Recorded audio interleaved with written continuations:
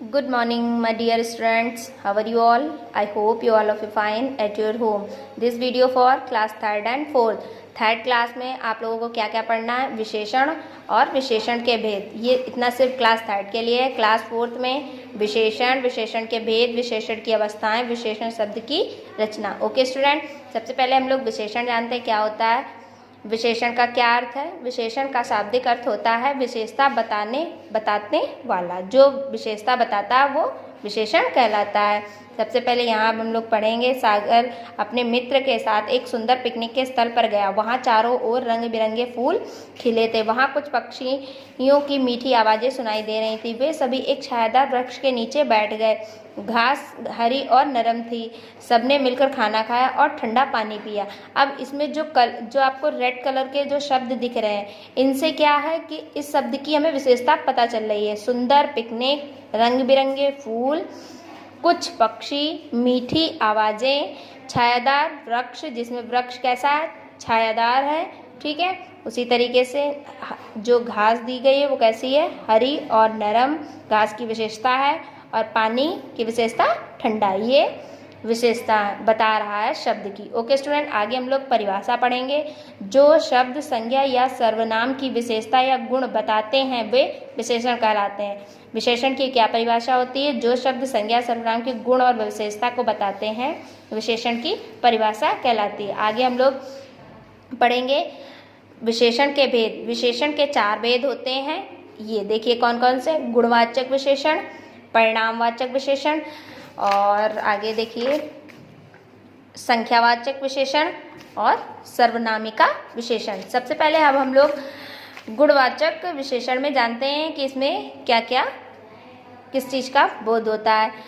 तो जो विशेषण शब्द संज्ञा के गुण, दोष, काल, अवस्था, आकार, रंग आदि का बोध कराते हैं वे गुणवाचक विशेषण कहलाते हैं। गुणवाचक विशेषण कौन होते हैं? जिसमें गुण, अवस्था, काल, रंग, आकार का पता चलता है वो गुणवाचक विशेषण होते हैं। जैसे फॉर एग्जाम्पल राजपूत साहसी होते हैं। राजपूत कैसे होते हैं? साहसी। राजपूत की क्या विशेषता है? कि वो साहसी होते हैं। राहुल नीली कमीज पहने हैं। तो इसमें राहुल जो है उस राहुल की क्या विशेषता है? कि वह एक नीली कमीज पहने हैं। आगे पिताजी सवेरे टहलने जाते हैं। पिताजी टहलने जाते हैं बट सवेरे, तो इसकी विशेषता क्या है? टहलने सवेरे जाते हैं। आगे हम लोग पढ़ेंगे परिणामवाचक विशेषण। परिणामवाचक विशेषण में क्या आता है? जो शब्द संज्ञा शब्दों की नाप तौल का बोध कराते हैं परिणामवाचक विशेषण कहलाते हैं। जो मतलब नाप तोल की बोध करा रहे होते हैं वो शब्द क्या कहलाते हैं? परिणामवाचक विशेषण कहलाते हैं। जैसे मेरी माँ 4 किलोग्राम चीनी लाई।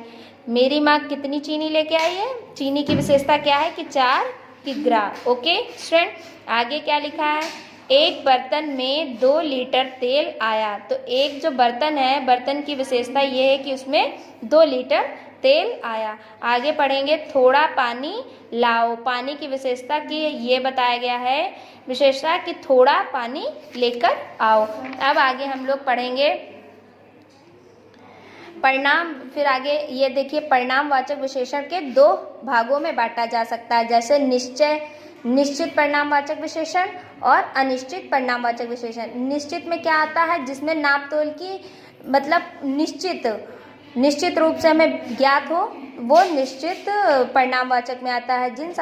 जिन विशेषण शब्दों से निश्चित नाप तोल का बोध होता है उन्हें निश्चित परिणामवाचक कहते हैं। अनिश्चित में क्या होता है? जिसमें हमें किसी चीज़ का ज्ञात ना हो, अनिश्चितता हो। जैसे जिन विशेषण शब्दों से अनिश्चित नाप तोल का बोध होता है वो उन्हें अनिश्चित परिणामवाचक विशेषण कहते हैं। जैसे मेरे पास 4 किग्रा चीनी है। निश्चित कि मेरे पास कितनी? 4 किग्रा चीनी है। मुझे निश्चित है कि मेरे पास 4 किग्रा चीनी है। उसके बाद आगे देखिए क्या लिखा? बर्तन में थोड़ा दूध है। बर्तन में दूध है लेकिन थोड़ा, ये हमें निश्चित नहीं है कि कितना है। तो थोड़ा जो है वो अनिश्चित परिणामवाचक विशेषण है। ओके स्टूडेंट, आगे हम लोग पढ़ेंगे संख्यावाचक विशेषण। संख्यावाचक विशेषण क्या है? जो शब्द संज्ञा शब्दों की संख्या का बोध कराते हैं संख्यावाचक विशेषण कहलाते हैं। जो शब्द संख्या का बोध कराते हैं वो संख्यावाचक कहलाते हैं। जैसे कक्षा में 3 पंखे हैं, यहाँ पे कक्षा है और उसमें 3 पंखे लगे हैं, तो एक कक्षा में 3 क्या है, एक संख्या है, तो यहाँ पे संख्या का बोध हो रहा है, तो ये संख्यावाचक विशेषण है। उसके बाद क्या है, राहुल कक्षा में प्रथम आया। राहुल कक्षा में प्रथम क्या है, एक संख्यावाचक विशेषण। उसके बाद 2 हिरण जंगल में घूम रहे हैं। हिरण जंगल में घूम रहे हैं, कितने, 2, ये हमारी इसकी विशेषता है। ओके, जो हमारा ये 2 है वो विशेषण है। ओके स्टूडेंट, आगे निश्चित संख्यावाचक विशेषण। संख्यावाचक विशेषण को 2 भागों में बांटा गया है। पहला निश्चित संख्यावाचक, दूसरा अनिश्चित संख्यावाचक। निश्चित संख्यावाचक क्या है, जिन विशेषण शब्दों से निश्चित संख्या का बोध होता है निश्चित संख्यावाचक विशेषण कहलाते हैं। निश्चित में वही आता है कि जिसमें हमें निश्चित मतलब मुझे कंफर्म पता हो कि यहाँ पे कितनी संख्या है। उसके बाद अनिश्चित संख्यावाचक में क्या है, जिन संख्या शब्दों से अनिश्चित संख्या का बोध होता है, मतलब एक से अधिक संख्या का बोध होता है, वो अनिश्चित संख्यावाचक कहलाते हैं, जिसका हमें पता ना हो कि कितना है। जैसे यहाँ पे एग्जाम्पल आप लोग देख सकते हैं, 3 बकरियां घास चर रही हैं, तो 3 बकरियां चर रही हैं, हमको पता है 3 जो है वो बकरियां हैं, तो ये क्या है, निश्चित संख्यावाचक है। ओके स्टूडेंट, आगे लिखा हुआ है कुछ बच्चे मैदान में खेल रहे हैं, ये अनिश्चित संख्यावाचक है। कुछ मतलब हमें कंफर्म नहीं है कि कुछ बच्चे मैदान में खेल रहे हैं, इसकी संख्या हमें कंफर्म नहीं है। आगे हम लोग पढ़ेंगे सर्वनामिका विशेषण। सर्वनामिका विशेषण क्या है, जो सर्वनाम शब्द संज्ञा से पहले लगाकर उनकी विशेषता बताते हैं, सर्वनामिका विशेषण कहलाते हैं। जैसे जो सर्वनाम शब्द संज्ञा से पहले आते हैं, जैसे वह, ये, वे, ये हमारे सर्वनामिका विशेषण है जो संज्ञा शब्द से पहले लगाए मतलब यूज किए जाते हैं। जैसे कि लड़का, वह लड़का खेल रहा है, वह क्या है, सर्वनामिका विशेषण। ओके स्टूडेंट, आगे ये फूल लाल है, फूल कैसे हैं, लाल हैं, वो भी ये एक सर्वनामिका विशेषण है। उसके बाद में वे लड़के पढ़ रहे हैं, वे, जो वे है वो सर्वनामिका विशेषण है। ओके स्टूडेंट, आगे हम लोग पढ़ेंगे विशेषण की अवस्थाएं। विशेषण की कितनी अवस्थाएं होती हैं, विशेषण की 3 अवस्थाएं होती हैं, मूलावस्था, उत्तमावस्था, उत्तरावस्था, उत्तमावस्था। ओके स्टूडेंट, सबसे पहले व्यक्तियों, वस्तुओं